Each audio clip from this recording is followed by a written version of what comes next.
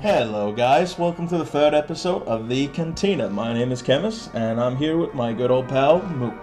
Hello! Alright, well, this time we had a real interesting Friday update. Which makes a change. Which makes a change indeed. The last couple of ones have been kind of moot, just kind of notifications of conventions, what they talked about, basically shit we already knew. But this time should be interesting. You want to tell us a bit about it, Mook?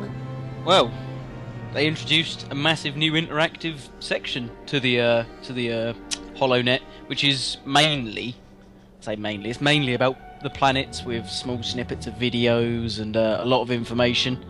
But the what intrigued me most was the actual sudden jump in design of the way they're doing it. Like the actual whole 3D interactive map part, compared to what they've done usually, it's made a massive difference in my opinion. Yeah, it's like cool. It's more like, in a sense, playing a game. It is quite exciting. They're using something called the Unity engine. For those who don't quite know what that is, Unity is basically stuff that's made for making browser 3D games. Games like Battlestar Galactica Online, which run through a browser, is actually made with Unity. So it's a real 3D engine in your browser. So stuff looks really good. It's a cool looking map. I definitely suggest you guys checking it out on SWTOR.com and look on the HoloNet. But they've added the interactive starships as well on the map. Ooh, which I thought was really nice. That is very interesting. You, by the way, you should be able to see this in theory. If we get it all working, you should be seeing this, what we're chatting about now, in the background of this video. And if you don't, it basically means I fucked up. But well, yeah. I couldn't do it today, so that's why this video's late, is because I messed up. Yeah, that and my train was delayed and transportation errors and just a bunch of crap. We'll try not to be late in the future. Indeed, we will try not to. But the thing that goes into a lot of information about the planets. It does, and for future references, if any of you are new listeners, we have talked about doing a lore section of the show. I'll be handling that with Mook, and the thing to note about both of us is that we're crazy Star Wars fans. We know a lot about lore. And for those sad fucks, basically.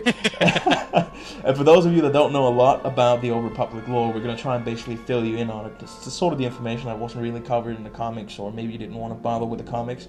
We're basically going to give it the information to you. You're going to see more of that in the next show. But yeah. So I'm just loading up the 3D map now. Oh, you are loading the 3D map, yeah, just to talk a little bit about it. Just have a quick look. See, I didn't realise where the planets are actually based, but it helps out a lot more now. It does. You can actually tell. It does. I didn't realise that, obviously these are going to be the levelling zones. Yeah, the different maps are going to be leveling zones. What's the starting zone for the Sith? It's Korriban, isn't it? Well, the Sith, it depends on the Dromund Kaas. Well, you have Dromund Kaas, which is the central imperial planet for all of them. That's basically your Iron Forge, or your Meridian, or Free March, or whatever the hell, depends on what fucking game you played. The way you start is depending on what class. All the Sith, basically, both the Inquisitors and the Warriors, are going to be starting on Korriban. The Imperial Agents and the Bounty Hunters are going to be starting on Hutta. Hutta, the home of the Hutts. Well, it isn't really the home of the Hutts. Basically, the Hutts stole it, and now it's the home of the Hutts. Considering you might have experienced this firsthand, and if you were just giving an opinion, yes, doing inverted commas for people that can't see, as far as the planets go for levelling, does it basically, the further you step away from your home planet, the higher the level? Would you say, if you had to guess? Kinda, and not really. The way they did it is quite clever. Some planets might be low level for one faction, whereas the high level for the others. A good example, Belsavis is low level for the Republic. For the Empire, but kind of high level for See, now I'm fucking things up. Let's just try that once more. What's Ilum? Sorry to interrupt you. We'll go ahead. Ilum is a interesting planet. For those, white planet. Well, it's a snow planet, such as Hoth, as you've seen from Empire Strikes Back, the fifth movie, technically the second. Ilum is the home of the Jedi crystals. It's one of the sources where the Jedi got their crystals, basically blue and the green ones, off a planet called Ilum 4. It's a snow planet. It's full of underground caves. It's got huge cave systems, mountain systems. It's a hugely and vastly interesting planet, and one of the most important planets in Jedi lore. It's a planet very important to the Jedi. It's a sacred place of the Jedi. It's highly Force sensitive area.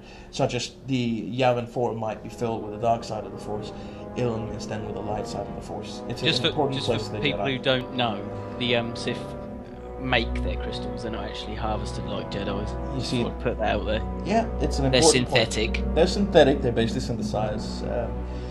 Basically like copper sulfate, if anyone's made that in chemistry class. Anyway, it's enough of this side Yes. talk for now. Let's go on to the next subject, which you subject. heard of and I didn't hear. I got a nice email about something, but it wasn't that. But EU beta. I didn't realise that invites had gone out. It's actually fucking started.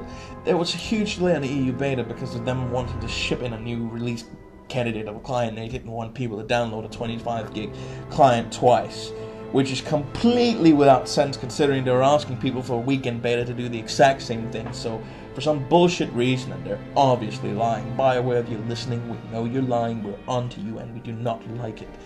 Anyhow, we know they were trying to ship in a new client, and they did ship in a new client, and it's now official. European beta has started. Guild beta, individual beta, long-term beta, weekend beta, they've all started. So check your emails, ladies and gentlemen. They are going to be going out, and betas are basically going on again. I got an email from BioWare, and I got all excited, and then it was telling me that they'd accidentally sent out the wrong emails to people. Yeah, they had. Basically, a couple of emails gone out about people who allegedly been in testing and offering them the pre-order, and people who had been in testing and how they felt about it, basically surveys. Basically, a bunch of emails that gave a lot of people a lot of false hope, and it made a lot of people cry. I know I cried. I looked at my inbox, and I was like, oh my god, I'm in the beta! Never mind. Not in the beta anyway, so that kind of sucks. That'd be a shame if you'd never experienced the beta before, wouldn't it, chemist? Yeah, that would have sucked, because I've never been in a beta. It's not like I've actually played the game, /sarcasm, just in case any one of you out there are idiots. Anyhow, but yeah, EU beta has started, and it's quite interesting. But anyhow, this, you see, this is where things go wrong, and usually a normal podcasting team would cut out these scenes, basically the fuck-ups of the team. We choose intentionally to leave them there to add a sort of comic to it. Basically, my partners... Whoa, fuck up? Excuse me, I don't make mistakes. You don't make Everything's that's intentional, comedy aimed... Oh yeah, of course. It's comedy aimed at my partner sending me messages on Skype asking me, how long is the video so far? Anyhow... Shush. I think I would guess it's about 10 minutes long. I can't Well, I forgot to time it. You forgot to time it. We'll just go over this. Yeah, we'll just go over this. We're both retarded. Anyways, guys, just a short mention. Our guild, OrbitGuild.com, there's going to be a link in the bottom of the comment section, have opened up recruitment again. We are now looking for more members. So if any of you are listening, it doesn't matter. Size. Sorry. We're doubling our sizes. If you're American, it doesn't matter. We have quite a good size amount of American players with us as well. We are based in a European PvP server, but we try to put time zones in a way that fits for both. We are looking for more members.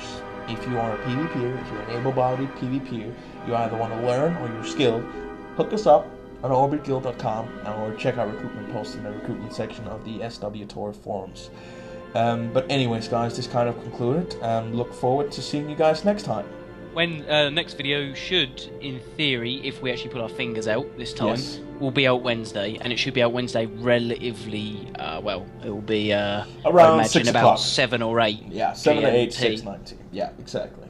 So, we'll hope to see you guys then, and keep on trucking. I don't know where that came from, but keep on trucking, again with the sexual innuendos. That was not a sexual innuendo. Oh, like it. I do it. Just end it. Yeah. Stop. See you later, guys.